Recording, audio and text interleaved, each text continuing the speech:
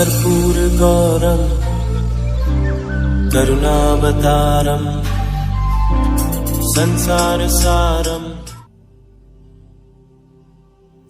ओम शिवाय, जय माता दी। पुनः स्वागत है आप सभी का। चलिए हमारा उत्तम विषय ले लेते हैं। दिसंबर महीना प्यारे प्यारे वृश्चिक राशि के जो हमारे जातक हैं इनके लिए कैसा रहेगा। सबसे पहले गोचर की व्यवस्था समझ लेते हैं सभी ग्रहों के निमित्त। 15 दिसंबर से सूर्यदेव आ जाएंगे धनु राशि पर। मंगलदेव अभी कर्क राशि में नीच प्रभाव ही बने रहेंगे, लेकिन 7 दिसंबर से ये 80 दिनों के लिए वक्री प्रभाव में आ जाएंगे। बुधदेव अभी वृश्चिक राशि में ही गोचर करेंगे काफ़ी लंबे समय तक, 4 जनवरी तक करेंगे। लेकिन गुड न्यूज़ ये है कि 12 तारीख को अस्त प्रभाव से मुक्त हो जाएंगे और 16 दिसंबर को ये वक्री प्रभाव से मुक्त हो जाएंगे बुधदेव। बहुत अच्छा है इनके लिए।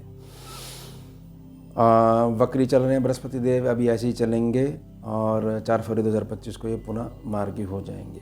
तो वक्री काल में जो करी गई मेहनत है उसका रिजल्ट देंगे फिर आने के पश्चात, सीधे होने के पश्चात।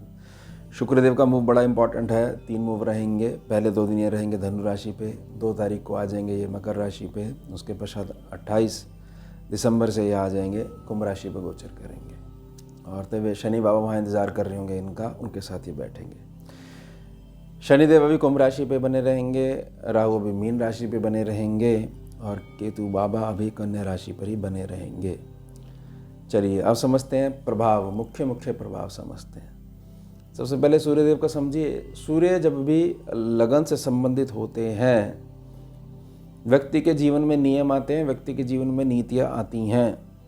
उन नीतियों में अगर उसको पॉजिटिव रिजल्ट मिलते हैं तो जैसे ही आधे महीने के पश्चात 2nd हाउस पे मूव करेंगे, द्वितीय भाव पे मूव करेंगे, तो आपकी कही गई बात का लोहा सम्मुख व्यक्ति मानेंगे।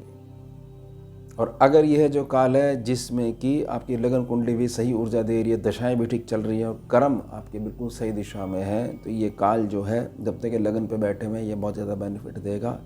उसके पश्चात नेक्स्ट स्टेप चढ़ोगे आप, सफलता की दूसरी सीढ़ी चढ़ोगे। इसमें जो घर में जो ये हीरा चुप के बैठा हुआ था, वृश्चिक राशि के साथ चुप के बैठे हुए थे, सम्मुख आएंगे, बाहर निकलेंगे और अपना उत्तम भविष्य का निर्माण स्वयं करेंगे।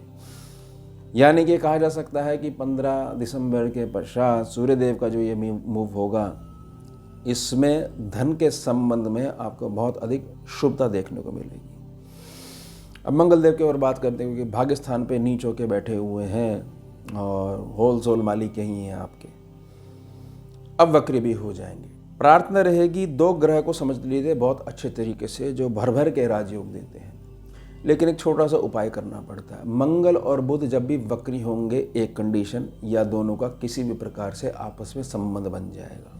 ध्यान रखिएगा, इस बात को ध्यान रखिएगा। बुधदेव जहाँ बैठेंगे तो बहुत ज़्यादा कॉपी करने की कोशिश करते हैं, ये बुध और चंद्रमा, जैसे राहु और केतु करते हैं ना, तो ये दोनों ग्रह भी करते हैं। इस बात को भी ध्यान रखिएगा कि संबंध मिलाने में इस बात की प्रॉपर्टी भी ध्यान रखिएगा बुधदेव की। तो अब ये वक्री हैं, नीच बेशक चल रहे हैं, कोई बात नहीं। नीच का मतलब है पावर आधी है, लेकिन शुभ त्रिकोण भाव में बैठे हुए बहुत अधिक नेगेटिविटी नहीं फैलाएंगे।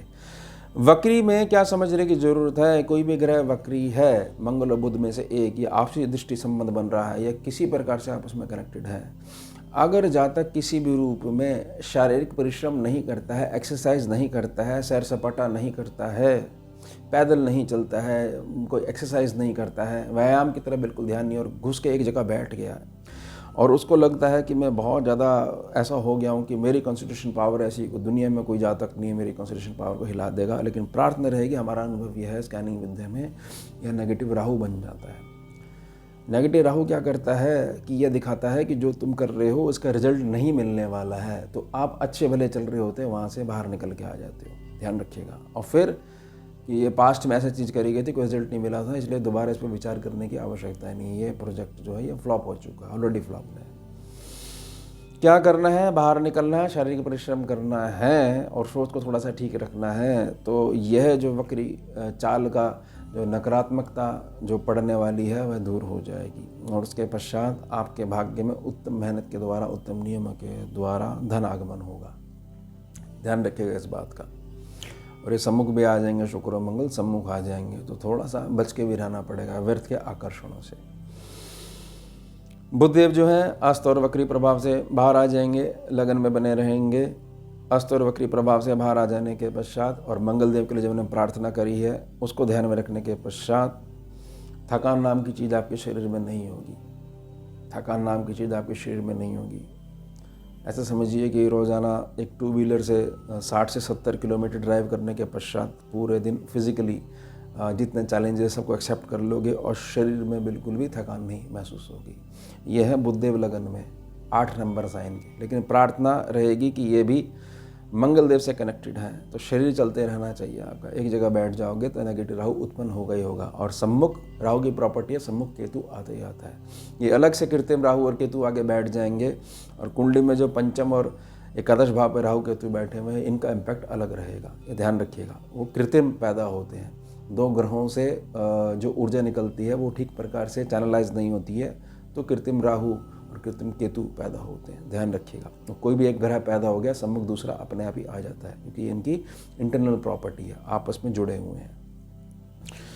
बृहस्पति देव के बारे में समझेंगे। बृहस्पति देव यहाँ पर आपको यह कहते हैं, देखो तुम्हारी गृहस्थी है, तुम्हारा जीवन साथी है, तुम दान में लेके आए हो, तुम्हारे को घर चलाना है, तुम्हारे को मित्रों का संबंध स्थापित करना है, तुम्हारे को व्यापार की गद्दी चलानी है, तो यह सारी चीज़ें व्यवहार से चलेंगी। मीठे व्यवहार से मीठा व्यवहार पनपता है।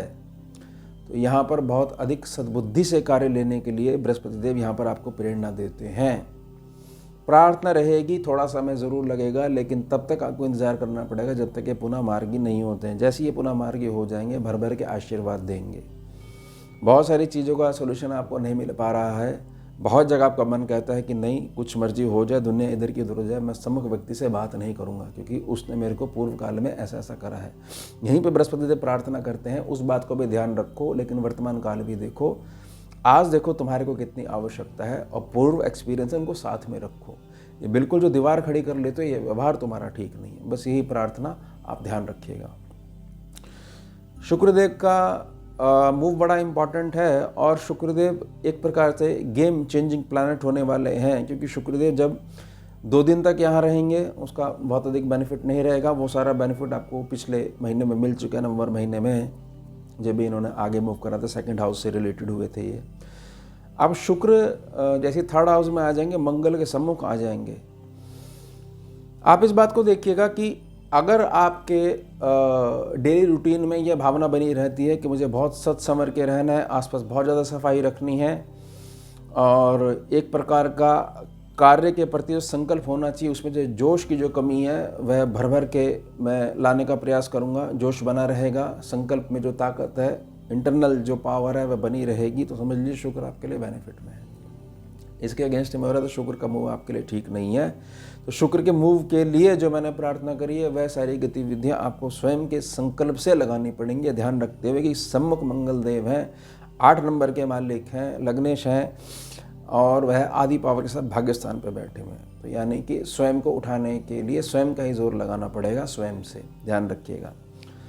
जब ये आगे मूव करेंगे 28 तारीख को, शनि बाबा के साथ बैठेंगे तो भर भर के आपको अथाह धन देंगे, भर भर के अथाह धन देंगे, भर भर के सुख देंगे, लेकिन किस कंडीशन पे? केवल दिमागी कसरत की कंडीशन पे। वह जो मैंने बात कही है सूर्य देव के संबंध में, वह जो मैंने बात कही है बुध देव के संबंध में, और वह जो मैंने बात कही है मंगल देव के संबंध में, अगर ये तीनों ग्रहों के निमित्त जो मैंने प्रार्थनाएं करी हैं वह करते हो तो आप ये देखोगे कि धन कमाना आपके लिए बहुत ज़्यादा सरल विषय है, अगर आप 2 चीज़ें मेरी प्रार्थना स्वीकार कर लेते हो।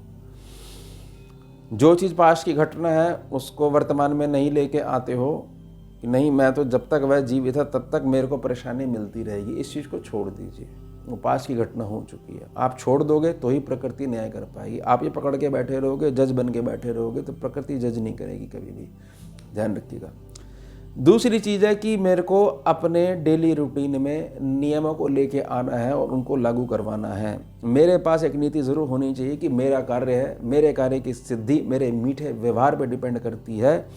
ये दोनों प्रार्थना स्वीकार कर लेते हो तो यहाँ मेरी बात सार्थक होगी कि भर भर के धन आएगा।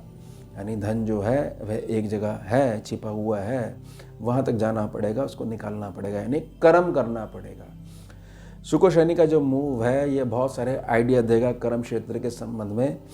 प्रार्थना रहेगी यहाँ पर बुध को एक्टिव कर लीजिएगा, उन आइडियाज़ को लिखा करिए कि हमारी ये प्लानिंग चल रही है और वो केवल आप तक ही सीमित बनी रहनी चाहिए। बाहर निकालोगे तो 11 सेक्शन के केतु थोड़े से गड़बड़ हो जाएंगे और बेनिफिट सेक्शन पे जहाँ दिमाग अच्छा भला लगा रहता है वहाँ हृदय चलने लग जाओगे कि ऐसा नहीं ऐसा कर लेते हैं, ऐसे से उनको तकलीफ होगी, जबकि कुछ नहीं हो रहा, केवल अपनी इमेजिनेशन में घूम रहे हो। शनि बाबा यहीं बैठे हुए हैं और शनि बाबा की प्रॉपर्टी है स्लो वाली। प्रार्थना रहेगी डेली एक्टिविटीज़ में किसी भी प्रकार से अगर आपका सोने और उठने का नियम थोड़ा सा प्रभावित है तो शनि बाबा का आशीर्वाद खुल के नहीं आ पा रहा है, यानी देर से उठने के कारण बहुत सारी कर्म क्षेत्र की उपलब्धियां वह रुकती जा रही हैं। अब इसके लिए उपाय क्या है? इसके लिए आपका संकल्प कि मेरा कार्य है, मैं उठूँगा, मैं ही करूँगा, मुझे ही साधना है, मेरा जीवन है, मेरे अपने नियम है, ठीक हो जाएंगे ये। इसमें कोई दिक्कत वाली बात नहीं आनी चाहिए। राहु और केतु के संबंध में समझते हैं। देखिए एक छोटी सी वार्निंग रूप में प्रार्थना ले लीजिएगा, चेतावनी रूप में प्रार्थना ही कहूँगा मैं तो। आपको मैं एक चीज़ समझाता हूँ कि जो बड़े बुजुर्ग हैं, जब आप उनसे कभी बात करोगे, जो युवक हैं युवतियाँ हैं, तो उनसे पूछिएगा कि पवित्रता के आधार पर, सत्यता के आधार पर जो प्रेम होता है और व्यर्थ में आयु के प्रभाव से जो स्त्री का और पुरुष का आकर्षण होता है, उन दोनों में क्या फ़र्क है? तो बता देंगे इतना फ़र्क है कि दोनों का कभी मिलन नहीं हो सकता। व्यर्थ के अट्रैक्शन में पड़ते हुए अगर किसी भी प्रकार से अपने लक्ष्य से हटते जा रहे हो तो ये व्यर्थ का आकर्षण आपको बहुत अधिक प्रभावित करने लग जाएगा। जब लक्ष्य ही नहीं होगा तो व्यर्थ का जो आकर्षण जो आपके सम्मुख आया था वह टाटा बाय बाय करके चला जाएगा, क्योंकि आपके पास कुछ है ही नहीं उसको खिलाने पिलाने के लिए। बहुत थोड़े शब्दों में अधिक समझने का प्रयास करिएगा। प्रार्थना रहेगी इस समय पर जो माताएं हैं, कंसीव कर चुके हैं, थोड़ा सा अपनी सेहत का ध्यान रखिएगा, क्योंकि 18 मई तक थोड़ी सी यहाँ सावधानी बनाने की आवश्यकता है। अब बात करते हैं केतु बाबा की। केतु 11 सेक्शन में बैठे हुए हैं, पहले सेक्शन पे, दूसरे सेक्शन पे, 5वें सेक्शन पे, 8वें सेक्शन पे और 11वें सेक्शन पे अगर केतु बाबा आ जाते हैं तो बाहर दुश्मनों की आवश्यकता नहीं होती, हमारे को अपने घर वाले ही गिराने के लिए हमेशा तैयार रहते हैं। यानी कि अगर आपने कोई भी उपलब्धि अपनी बताई तो प्रकृति का कुछ ऐसा प्रभाव है जिसको नज़र बोलते हैं, तो नज़र ऐसी लग जाती है वो कार्य कभी सिरे चढ़ ही नहीं सकता है। ये छोटी सी प्रार्थना है, इसका ध्यान बना के रखिएगा। उसके पश्चात 10 सेक्शन में मूव कर जाएंगे। तो इस बात को ऐसे समझिएगा कि फिर यह जो आदत है आपकी, ये बहुत ज़्यादा आपको लाभ देने लग जाएगी। कहने का अर्थ क्या है? कहने का अर्थ यह है, जो केतु बाबा के रूप में मैंने प्रार्थना करी है, वह प्रार्थना का अर्थ यही है कि संभल के चलिए, बच के चलिए और बचते बचाते हुए इंतज़ार करिए मई तक का, जब ये राशि परिवर्तन कर लेंगे दोनों ग्रह, फिर ये 11 सेक्शन से मुक्त हो जाएंगे। ध्यान रखिएगा इस बात का। और सारी की सारी दृष्टि जो है ये अपनी 12 दृष्टि भाग्य स्थान पर डाल देंगे। तो उस समय मैं अलग प्रभाव बताऊंगा, लेकिन मैंने जो प्रार्थना करी है कि अपना ही मारता है। अगर केतु 1, 2, 5, 8 और 11 में अगर आ जाते हैं तो बहुत संभल के चलना पड़ता है। और मारता कैसे? नज़रों से ही मार देता है। तो प्रार्थना रहेगी वृश्चिक राशि के जातक हैं, ये छोड़ते नहीं हैं। अगर इनको नाराज़ कर दी जाए, हृदय जब इनका दुखा दिया जाए, ये छोड़ते नहीं हैं। बहुत अच्छी बात है। अब वो छोड़ने की बात अगर लक्ष्य पे हो कि लक्ष्य एक बार दिख जाए, हम छोड़ेंगे नहीं। व्यक्ति विशेष है, क्षमा करिए, वो भी फ्री हो, आप भी फ्री हो, कर्मों का खेल है। तो प्रार्थना रहेगी ये महीना थोड़ा सा संभल के चलने का है। और जो मैंने मंगल देव बुध के उसमें प्रार्थना करी है कि नेगेटिव राहु को उत्पन्न मत होने दीजिएगा, क्योंकि भाग्य प्रभावित तो सारी चीज़ प्रभावित, भाग्य अच्छे से ढंग से काम नहीं करता है। मंगल देवानी चौके बैठे हुए, लंबे चलेंगे, थोड़ा सा कठिनाई आ सकती है। ये हो गया हमारा तम विषय। मिलते हैं आपसे अगले भाग में नए विषय के साथ। जुड़िए और जोड़िए। ओम शिवा, जय माता। भुजगेन्द्रहारं कर्पूरगौरं करुणावतारं